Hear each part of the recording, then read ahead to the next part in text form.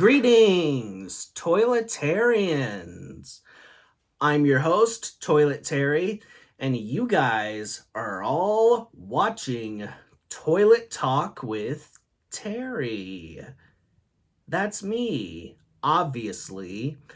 So, the discussion topic for this episode is my childhood. I would like to start by addressing my diagnosis of Asperger's syndrome at age 4.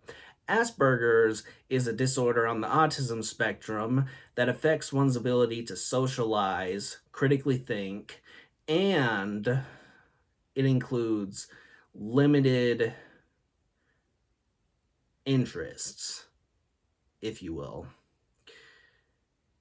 I went through life as a kid questioning myself as to why can't the curveballs that life throws at me be more typical, like those of the ones that others my age receive. And that all started, I started thinking that way when I was 7 going on 8, second grade. You see, when I was in school, I would always have a teacher and a parapro. And because of my learning disabilities, the parapro always had to work one-on-one with me. And at times when the parapro wasn't there, especially in the second and the third grade, the teacher would call on me to answer questions, and I would never know the answers because of one, my learning disabilities, and two, well, because of it, I had tendencies to zone out. One time I'm in class, second grade, my teacher, she was like, "Okay, Johnny, what's 5 times 3? And I was like, "I don't know." She was like, "Yes, you do. Guess." I was like, 5 times 3, 53. She's like, "No, silly. Okay, now let's try to get an answer from someone who's actually listening to me. That being said, Mr. Terry, you go to the principal's office right now and tell the principal exactly what you did." I was like, "Yes, ma'am." So I leave the room. I walk down to the principal's office, and get this, I was the principal's favorite student because I never got in trouble, hardly ever. I show up. The principal's all excited to see me, like, John Terry, how's my favorite student today? How can I help you? What are you doing here? How may I help you? And I was like, "I'm in trouble." He's like, "What? No, you're not in trouble." "What'd you do?" And I told him I didn't know the answer to a question the teacher was asking. That's why. And he's like, "Oh, come on. No, you're not in trouble. Get back to class, please." However, there were times I did get in trouble. Like, there was this one time in second grade where me and a few other students were snickering about something that was funny, and we got caught snickering instead of listening to what the teacher was teaching. Before we knew it, I and the other students that were snickering were in the principal's office with my second grade teacher, and she told the principal they were snickering over something that was really funny, and I didn't know what was so funny. And so she looks at me and she's like, "Mr. Terry, since you were obviously the ringleader of the group, why don't you tell me what was so funny?" And I started thinking, oh, no, no, no, no, no, no, no, no, no, no, no, no. No, if I tell her the truth, she'll... But my puny little brain couldn't come up with anything at that age. So I just told her right off the bat, "We were laughing because your zipper was down." And then she's like, "My zipper's down?" She looked down and she's like, "Ha ha, it's not down. A likely story. Here." And then she started writing out a note. She folded it up after she was done writing it, handed it to me, and said, "Make sure your mother read the note after school. I am sick of your lies, you little butt sack of a student." I'm pretty sure she knew her zipper was down. She knew we were laughing about it. And when we weren't looking, she zipped it back up and she pretended like it was never down just so I would get in trouble. Because I had tutoring with her that day after school. But she used that as an excuse to be so mad and tell me, "You're in so much trouble. I don't feel like being around you. Go home. I'm not tutoring you today." So that's what I did. I went home, gave mom the note. The whole car ride home, I was thinking to myself, yeah, she did that just to get out of tutoring me. She just wanted to go home. And by go home, I know what that probably means. Going home, sitting in front of the TV and nothing but your undies,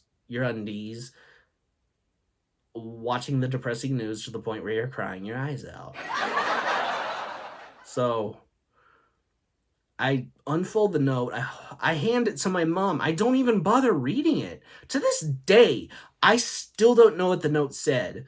My mom reads it. She's like, da da da da da da da da da da da da. Son, come here, come here. I think she's about to pop me, but no, she hugs me, and I'm like, oh. And I'm like, what's this? She's like, I love you, right? I was like, yep, yep. And she was like, hugging me. She took her hand like this. Take it. My butt's right here. She's like, right on my butt. She's like, there. That was your spanking. That was your punishment. You're free to go now. I love you. I was like, okay, Mom. She's like, no, it's not okay, Mom. I'm like, okay, then what is it? She's like, how about an I love you too, Mom? Oh, right. I love you too, Mom. You see, I didn't know I was funny. Now I do, but then I didn't. I didn't think I was funny. Didn't know I was funny. I didn't even know I had a learning disability until second grade. See? I was class clown and didn't even know it. I was.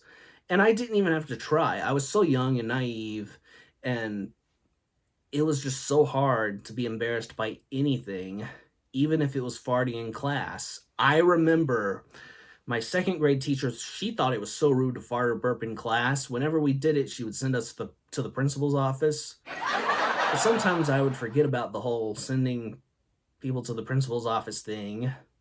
For example, one time, I farted in class. It was silent but deadly. And the teacher smelled it. She was like, oh my gosh. Ew. Okay. Which one of you students was that? Which one of you just stunk up the whole room? Somebody needs to fess up. Fess up! I kid you not.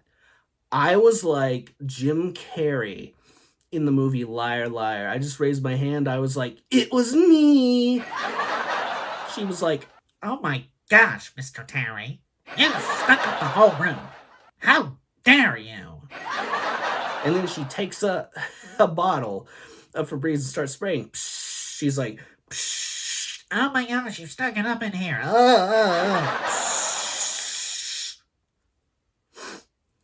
And then she opens the classroom door and she starts fanning it out.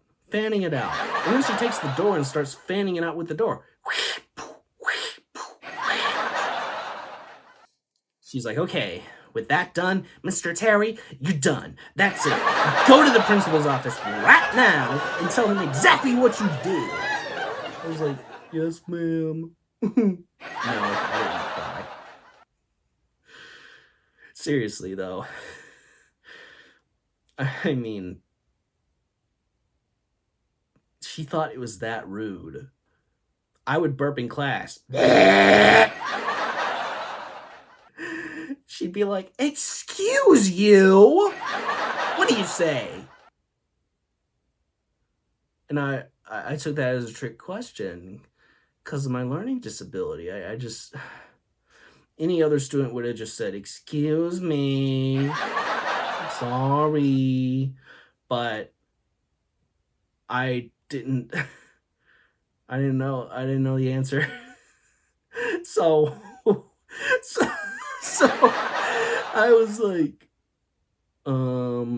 oops.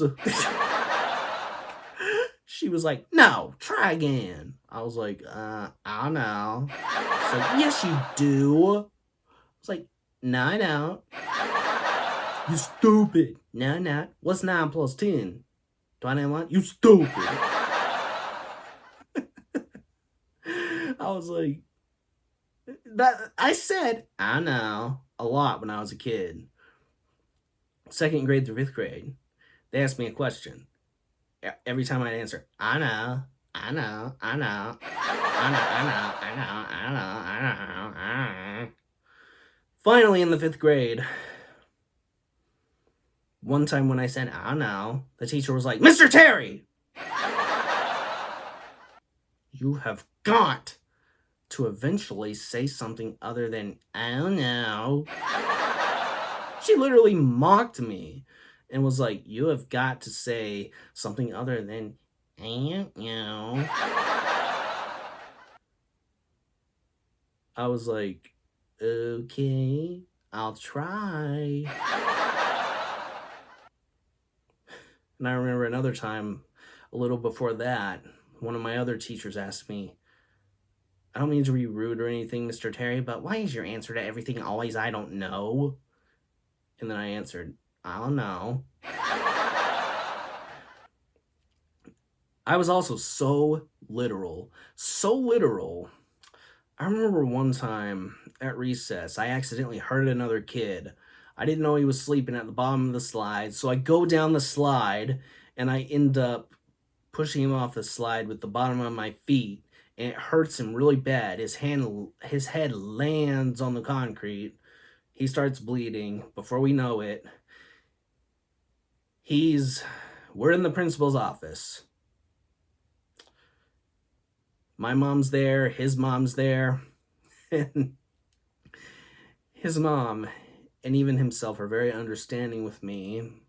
And so is my teacher. They knew it was just an accident. They knew I didn't know he was at the bottom of the slide, so neither of us got in trouble.